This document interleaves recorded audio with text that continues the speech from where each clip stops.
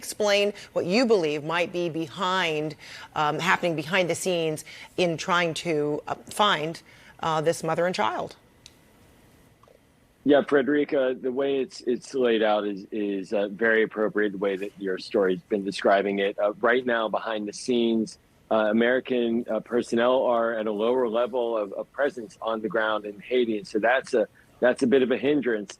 But there are contacts directly with the security services in Haiti. And so what's happening right now is that the State Department, through its bureau that handles international law, as well as the Justice Department and others who have been engaged for many years in dealing with these kinds of scenarios, they're reaching out to their Haitian counterparts. Remember, about a year ago, we had roughly 20 missionaries kidnapped as well. And at that time, the Justice Department, the FBI got involved through diplomatic contacts, through the State Department orchestrating that, but to try to work with their counterparts in the security services in Haiti to find the missing Americans. So that's likely what's happening right now.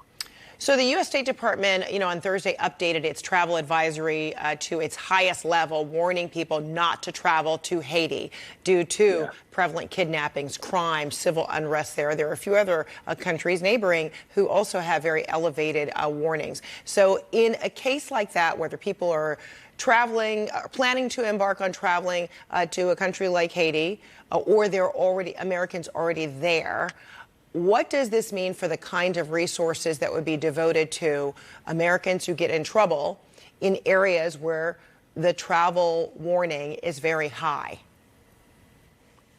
Well, in those cases, really the guidance is to not go.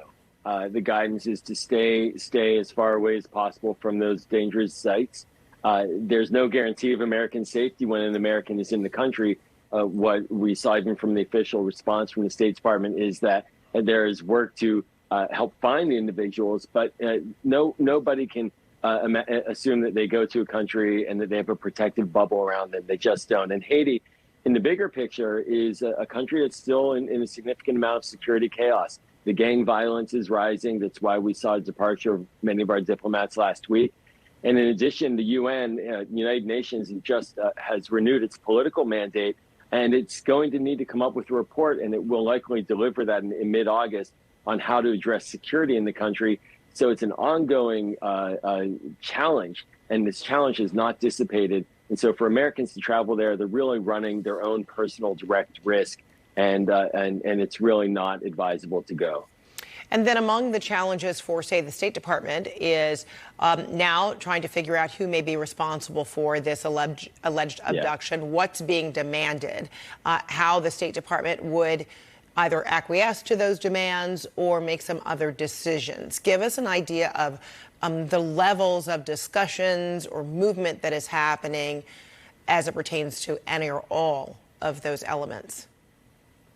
Yeah, first and foremost, they have to, through the good offices of the security services in Haiti, identify the actual culprits, identify who has done this kidnapping, ensure that is what it was, and then to identify who they are and make contact. And that's a very delicate process. A year ago, it took some time, and then contact was made. Oftentimes, these kinds of situations are ones where there's a ransom requested or required.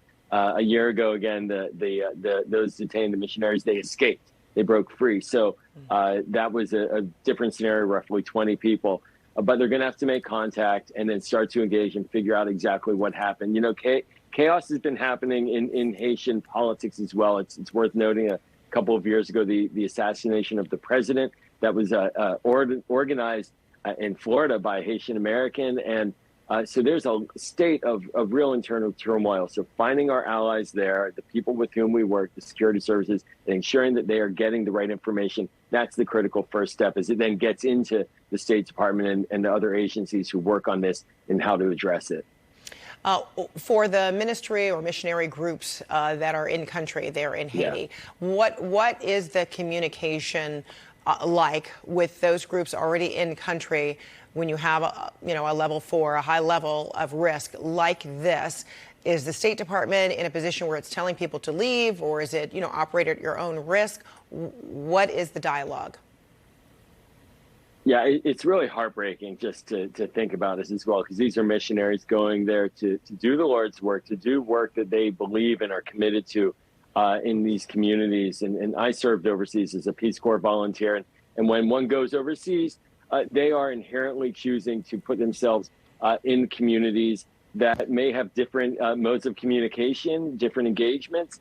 And in this case, the organizations, they have to be in touch with the State Department. They have to be in touch with the embassy. It's certain that they have that level of contact. But in many ways, that's as far as it goes. And then as more information comes out about the individuals and if they are kidnapped and where they are, then that will get elevated organizationally. But for now, it's trying to share what they can gather from their own sources as well. And it's quite likely that they have a lot of contacts on the ground in communities who are able to help them as well understand what's happened. And then they should share that with the authorities, with the Haitian authorities and with the State Department, so those officials can build out a better picture about the actual scenario of what's taken place. All right, we're all hoping for the best possible outcome. Joel Rubin, thank you for your time and expertise. Appreciate it. Thanks, Rodrigo.